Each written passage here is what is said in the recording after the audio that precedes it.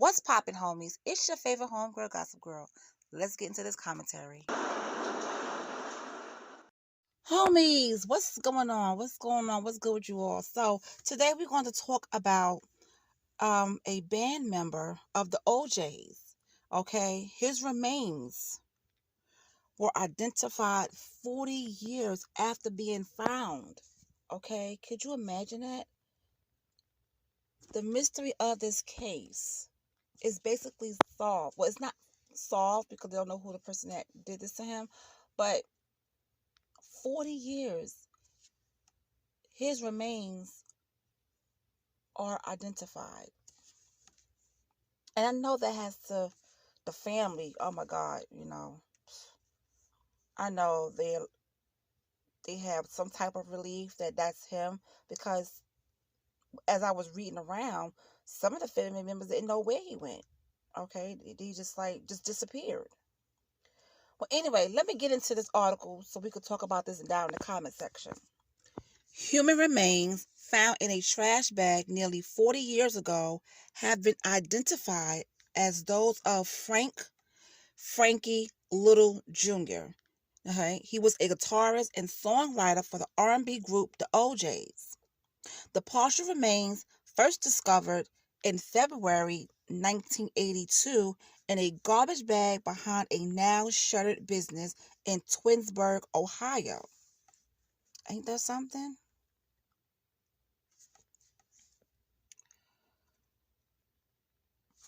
Were identified as Little's using DNA provided by a close relative, police said in a statement on Tuesday.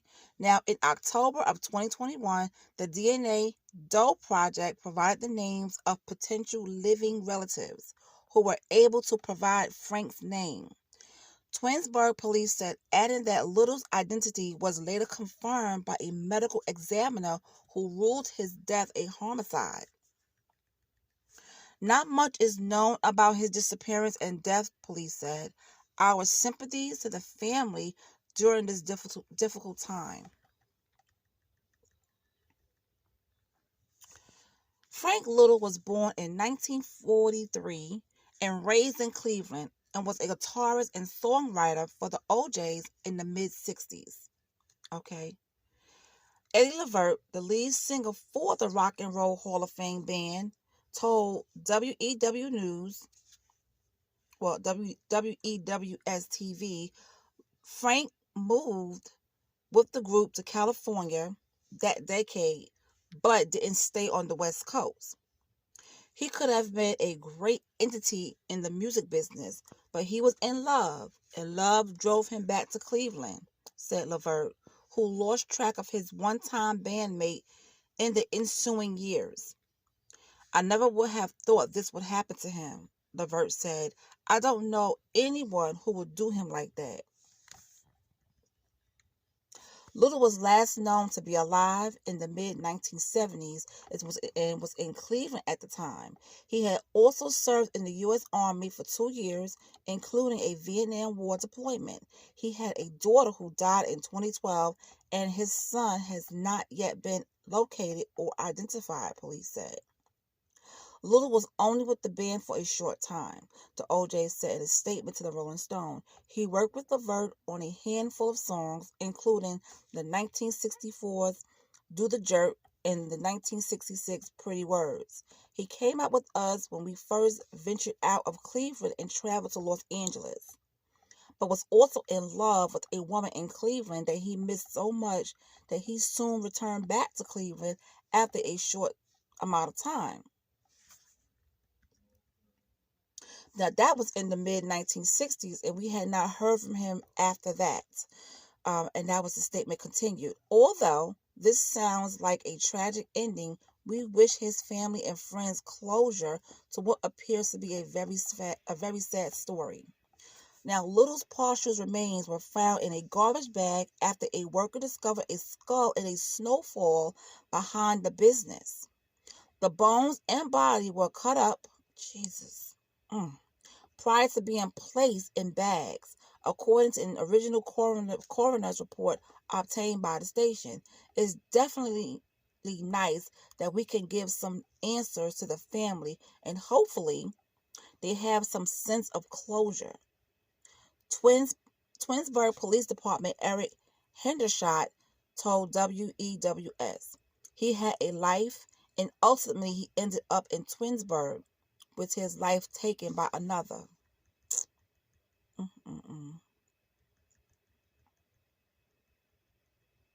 Margaret O'Sullivan, one of Little's cousins who was contacted by authorities, said the family never knew what happened to him. We always wondered what happened. So we don't know what happened to Frankie at all. She told WEWS.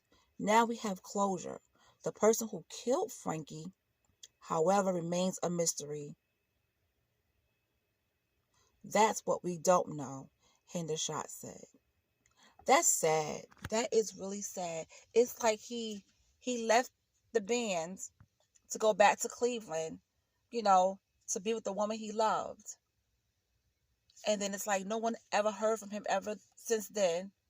And then remains were found behind a business, okay,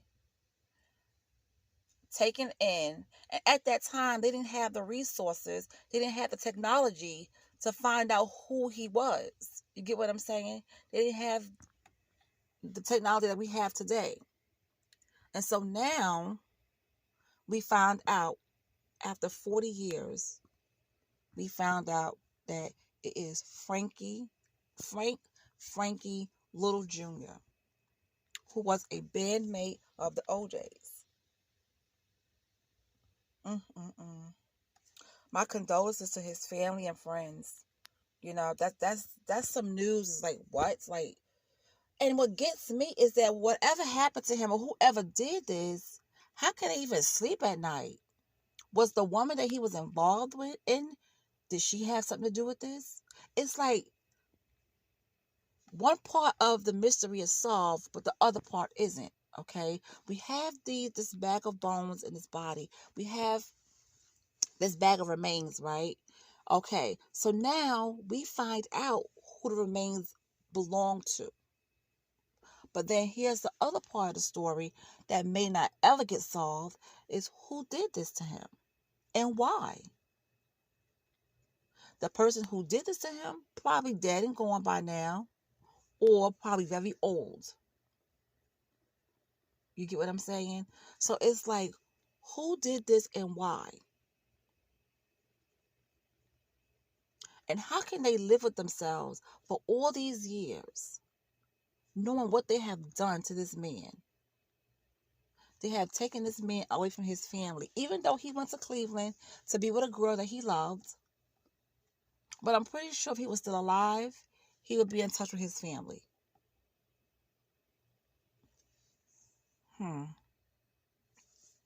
Something is just not right with this story. And I'm glad they did find him. I'm glad they did finally put a name with the remains, and it's telling the family.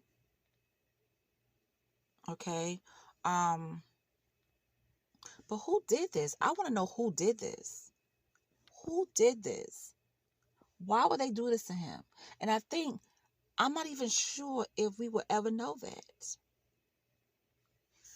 That's crazy. And as for the O'Jays, Levert, who is 79 years old, and Williams, who are 78 years old, still perform today. Okay? And they look pretty good. They look pretty good for their age. They look pretty good. Thanks to the